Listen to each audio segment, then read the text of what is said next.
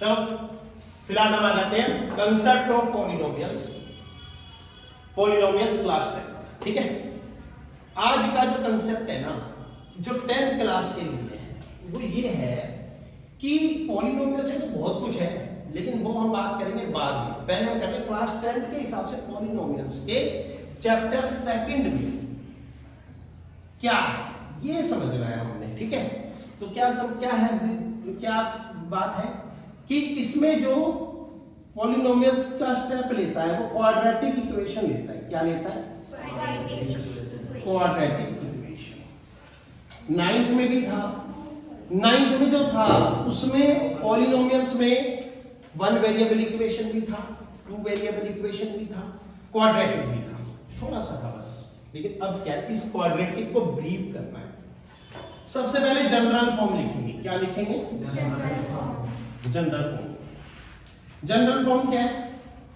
ax square plus bx plus c, ये हमारी quadratic equation की जनरल फॉर्म है। इक्वल टू 0 भी लिखते हैं, मैंने पहले भी शायद डिस्कस किया हुआ, नहीं किया हुआ? गुड। तो यहां पर a क्या है? Coefficient of x square, coefficient of x square equal to क्या है? a। Same coefficient of x equal to क्या है? कांस्टेंट वैल्यू, कौन सी value? Constant value equal to क्या है? पढ़ना आगे, इन तीनों को पढ़ना आ गया।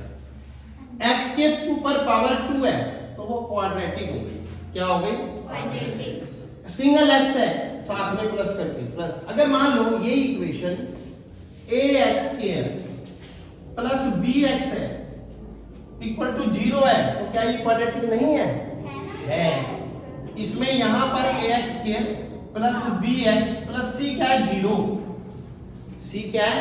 0। c की वैल्यू यहां पर 0 है, समझे? क्या ax स्क्वायर इक्वल टू 0 ये क्वाड्रेटिक नहीं है? यस है। ठीक है, ऐसे ही ये भी यस है। अब ax स्क्वायर प्लस bx लिया भाई, वो इसका मतलब 0x है, प्लस c लिया मतलब 0 है, समझे? कुल मिला के क्वाड्रेटिक का फेस आपको पता होना चाहिए। अगर अकेला x स्क्वायर भी आ गया ना, अकेला x स्क्वायर आ गया यहां पर, तो क्या ये क्वाड्रेटिक है? यस, ये क्वाड्रेटिक है। यहां पर a क्या है? कुछ नहीं है तो क्या है? a equal to 1। अब मैंने एक क्वेश्चन एक उठा लिया भाई, 2x square minus 3x minus 18 equal to 0। यहां पर a क्या है? 2। b क्या है? -3। करेक्ट। c क्या है? -18। करेक्ट। नोट। अभी हम क्वाड्रेटिक इक्वेशन में और आगे क्या चीजें सीखेंगे? ax square plus bx plus c equal to 0। यहां पर जो यहां हम, अच्छा इस इक्वेशन को मैंने बताया क्या बोलते हैं? जनरल। ठीक है, इस इक्वेशन को क्वाड्रेटिक इक्वेशन भी बोलते हैं। ठीक है,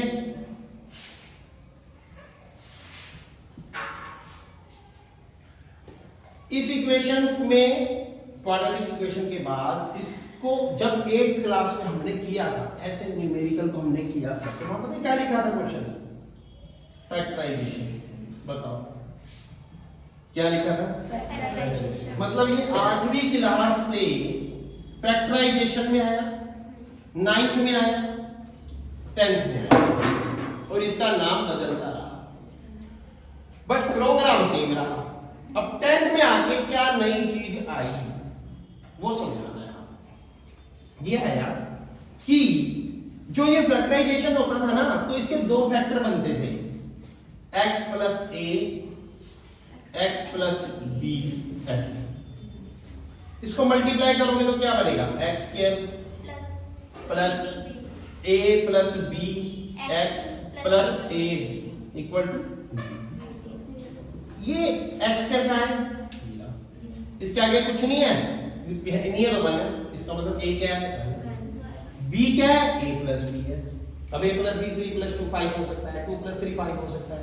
c क्या है, a इंटू b है। समझे? यही प्रॉपर्टी के इस पूरी इक्वेशन के दो फैक्टर बनते थे। इसको मल्टीप्लाई करा तो ये बनता था। इसी को एक क्वाड्रेटिक बोला गया है 9th में और 10th में, और जनरल फॉर्म हमने अब आज बता दिया दोबारा। अब इसी के ऊपर अब ये जो दो आंसर आते थे ना, x plus a equal to 0, x equal to क्या आता था, minus a, x plus b equal to 0, तो x इक्वल टू क्या आता है, माइनस b। ये माइनस a और माइनस b को 10th क्लास में क्या बोला गया, जीरोस। क्या बोला गया, जीरोस। x की वैल्यू माइनस a है और x की वैल्यू माइनस b है, तो इसको क्या बोला गया, जीरोस। इसलिए प्रॉपर्टी बनी सम ऑफ जीरोस। क्या बनी, sum of zeros. Sum of zeros, sum of zeros. Sum of zeros means alpha plus beta, alpha plus beta. अब क्या हो गया, अल्फा क्यों आया, बीटा क्यों आया। जो ये x है पहला, ये अल्फा है, और जो दूसरा x है वो बीटा है। 10th क्लास में आके ये x क्या बन गया, अल्फा बीटा बन गया। जी धीरे धीरे वो एक्सप्लोर हो रहा है। अब अल्फा प्लस बीटा क्या है, माइनस बी अपॉन ए, बी ए वाला और ए ये वाला, सम ऑफ जीरोस है। आगे चलो, दूसरी प्रॉपर्टी क्या बनी, product of zeros. Product of zeros क्या बना, अब हम ये सीखेंगे कि ये इक्वेशन कैसे बनी। सी कौन सा, ये वाला, ए कौन सा, ये वाला। इक्वेशन कैसे बनी, ध्यान देंगे। जनरल इक्वेशन x के minus alpha plus beta x और plus alpha beta equal to 0। Alpha plus beta मतलब इंग्लिश स्टेटमेंट क्या है इसकी, सम ऑफ जीरोस। क्या है, सम ऑफ जीरोस। इसकी क्या है English statement, product of zeros. ये इंग्लिश स्टेटमेंट जो लगाई जा रही है ना, जब आप क्वेश्चन करोगे तो ये इंग्लिश के स्टेटमेंट मिलेंगे। अब x के लिए ना माइनस अल्फा प्लस बीटा की क्या वैल्यू है, माइनस बी अपॉन ए एक्स, प्लस अल्फा बीटा की product of zeros. Alpha beta की क्या वैल्यू है, सी अपॉन ए इक्वल टू, इस x के नीचे क्या लगा दूं, 1।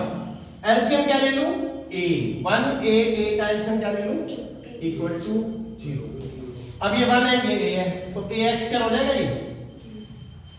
ये माइनस माइनस प्लस, a की टेबल में 1 पे 1 into B, bx, plus a की टेबल a पे a 1 को मल्टीप्लाई सी करेंगे c upon 1, cross multiply. ax square plus bx plus c को किससे मल्टीप्लाई करना है, ax के plus bx plus c, a को किससे करना है, हेंस प्रूव। दिखाई दिया, नहीं दिया, नहीं दिया। जो ये इक्वेशन बनी इन दोनों वैल्यू से, हेंस प्रूव्ड हो गई। ये जो दोनों वैल्यू हमने इसी से निकाली थी और इसी की इक्वेशन में पुट कर दी, मतलब एक जनरल जो स्टेटमेंट इक्वेशन बनी उसमें हमने ये दोनों वैल्यू इससे निकालकर इसमें पुट कर दी, वापिस वही आ गया, तो प्रूव हो गई थी। पेपर में बोर्ड एग्जाम में 2 नंबर या 3 नंबर की आ सकती है 10th में। है आसान, लेकिन प्रैक्टिस करनी पड़ेगी 2-3 बार, टाइम देना पड़ेगा इस 2 नंबर के लिए भी, 3 नंबर के लिए। अब ये मैंने बताई आपको थ्योरम कि कैसे ये इक्वेशन 10th क्लास में आते आते, जो आपने 8th में ऐसा क्वेश्चन किया, मल्टीप्लाई किया, इसको मल्टीप्लाई करके आंसर निकाल लिया, इसको सॉल्व करके ये निकाल लिया, फैक्टराइजेशन वाली चीज को 8th क्लास से 9th में कैसे लाए, 10th में कैसे लाए, उसका हमने प्रूफ कैसे किया, वो सब आपके सामने है। आगे अब आपने ये देखना है कि इसमें क्वेश्चन कैसे अप्लाई होगा, जो नेक्स्ट में करेंगे।